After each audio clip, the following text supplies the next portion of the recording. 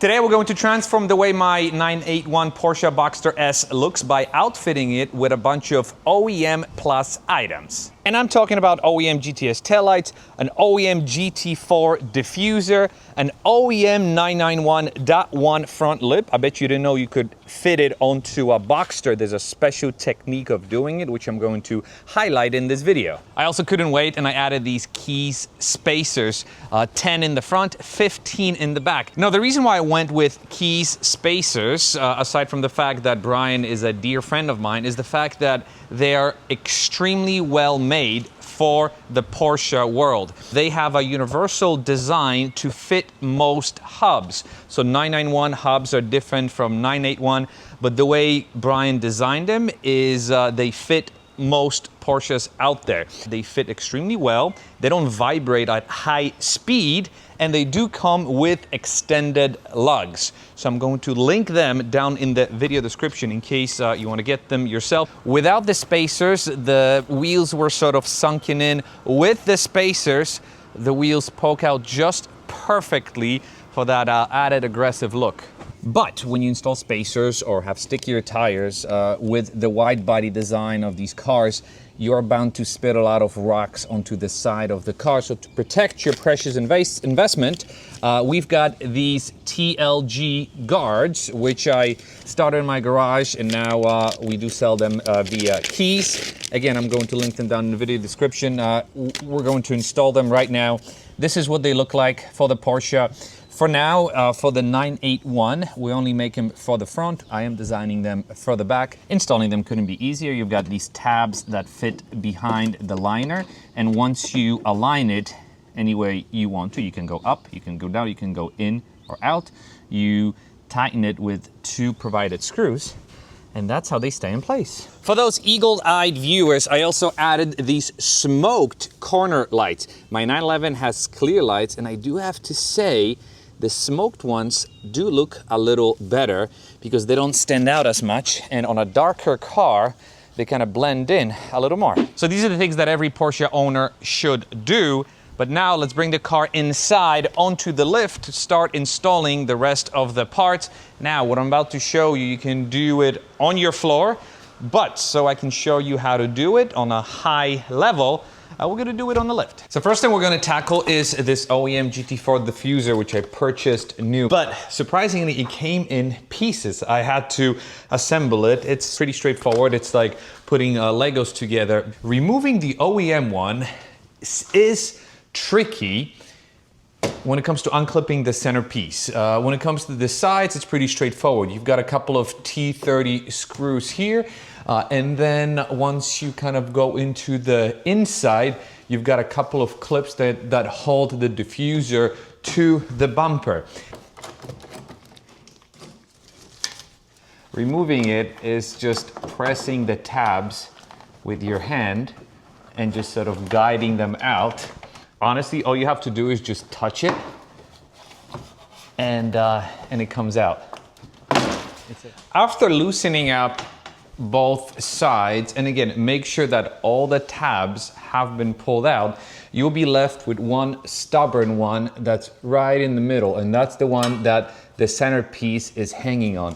But to undo it, and I'm trying to get in there as best as possible, you just stick your finger in there and just pull it with your fingers, and it'll guide it off the clip, which means you should be able to pull everything out fairly easily. 20 minutes later. And after you do that, you will not be successful if you want to retain all the clips. So what we're going to do is we're just going to lower the exhaust tips. To do it, you've got these 2 bolts here that you loosen up, and everything will shift down. Oh! As you can see, no damage to the internal clips, but what a pain in the neck. Well, at least installing it will be a lot easier because things going in usually are a lot easier than things going out. So let's align it to the middle.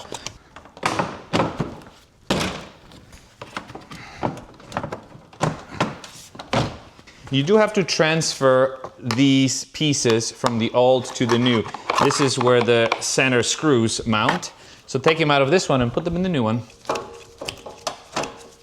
By the way, whether you're working on a lift or doing it on the floor, you will need an angle screwdriver because the torque screwdrivers are too long to get in between the space, unless you jack up the car, but it's a little harder. Get yourself one of these. And after you've installed it, you can simply lift the exhaust and tighten it, and you're good to go. I'm super excited about this next piece, which is this 991, that one front spoiler that's going to be retrofitted onto this 981 thanks to OEM-inspired, a company that also made it possible for me to install GT3 side skirts on my 911 Carrera T.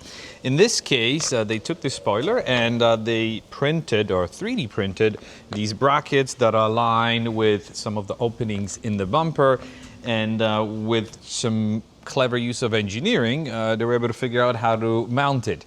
Now, I did install it off camera just so I kind of knew what I was talking about, and they employ a lot of really talented engineers, but they do need to hire people who write instructions. But the instructions were absolutely horrible. But thanks to this video, hopefully it will help them with helping people how to install it.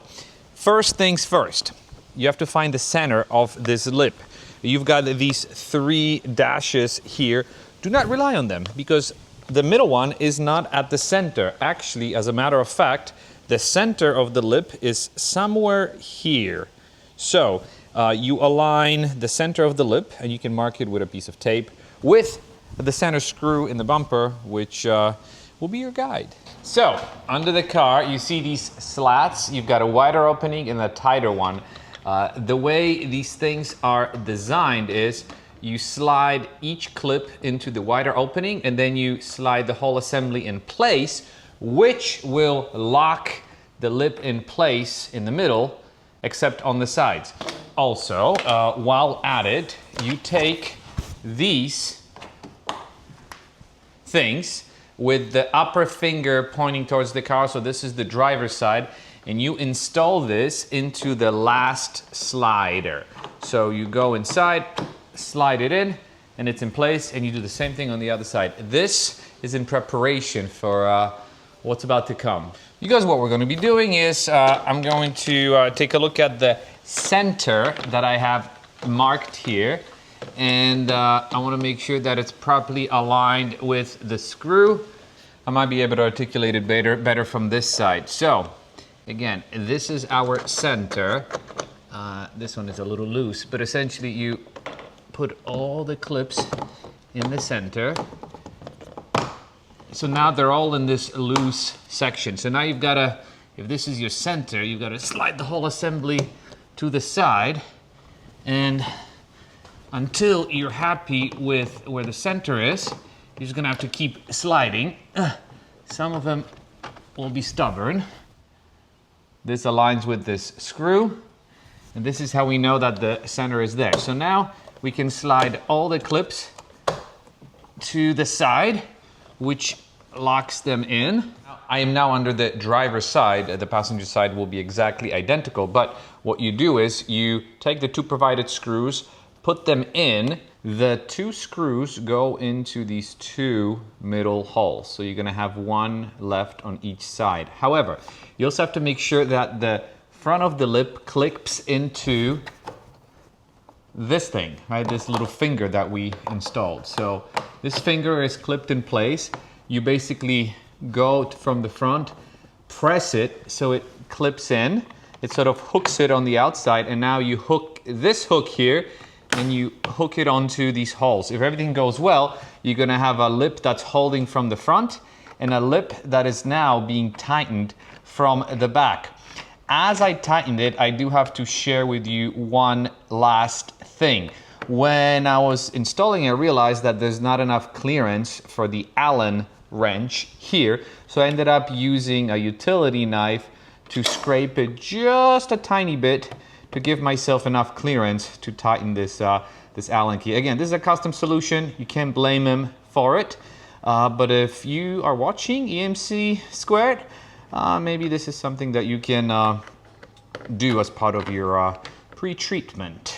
So this side is done. I'm not gonna bore you with the second one. You know exactly how to do it now.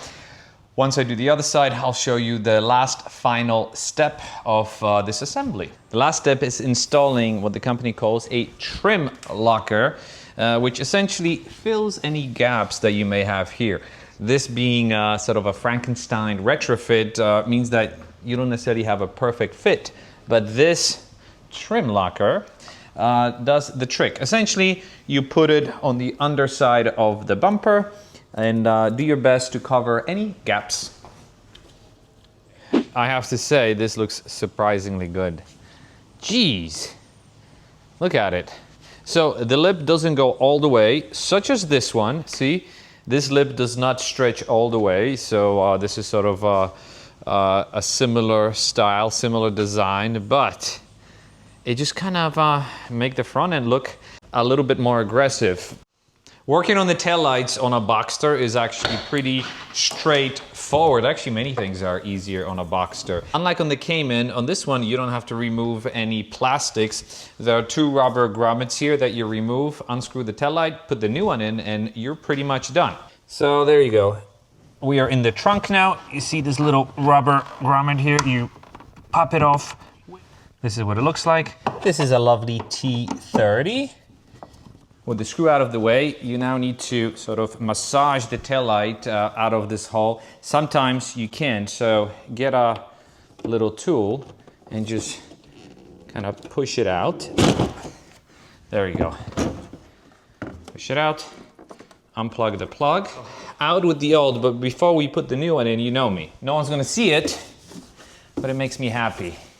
And let's install the taillights now. I went with OEM taillights, but there are a lot of non-OEM options. Some that actually look pretty good, especially with a black outline here. I almost pulled the trigger, but I decided to keep things OEM. But I am going to share with you the ones that I was considering to see if maybe these things might be for you. Anyways, you see this little guy here, you have to align it into that hole. And then down here, there are little sliders. So, there we go. Clicks in place. Nice OEM finish. We're going to tighten it on the inside with the screw and rinse and repeat on the other side. Before I do the other side, let's admire the difference between GTS OEM taillights and the regular OEM taillights. I do have to say, the regular OEM taillights don't look that bad. I just wanted something a bit more special, and I think these kind of blend in more with the car because the car is a little darker themed, and especially on the side, I think this will look a little better, whereas the red ones look really cool. Maybe they match the calipers a little more, but look, I've got the tinted ones on the 911. It's just, so there's something about tinted taillights that makes them look premium. I'm gonna do it off camera because now you know exactly how to do it. We're gonna pull the car outside and see the final result.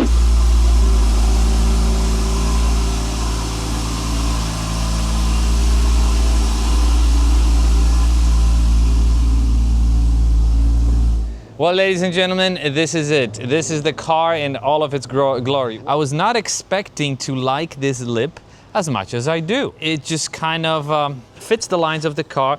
It doesn't continue, I'm gonna show you on this side, doesn't continue all the way along the side of the bumper, but I don't think you necessarily need it. As I showed you on my 911, it is very similar. And it does have that OEM look to it, which I really appreciate. In terms of making the car lower, yes, it did make the car a little lower, but obviously it is manageable. I've been driving lowered cars my whole life, and so I have no issues with it. TLG guards are looking mighty fine with these keys spacers. And as we go to the back, because I think this is the part that changes the car the most, look at these GTS taillights. Super, super cool. What I just did, you can do on any Boxster trim level. So base, S, GTS, although this has a lot of GTS things, excluding the diffuser. This is an exclusive GT4 diffuser, which in my mind looks great. Anyways, this is what it is. I'm gonna enjoy some driving right now. I'm just curious to hear what you have to say. Any product that I installed today, I will link in the video description if you're interested in getting it yourself. I'm also going to show you the taillights that I was looking at because they're also a pretty good alternate. If you have any questions or comments, leave them down below. But again, curious to hear what you have to say. Thanks for watching. I'll see you next video. Bye-bye.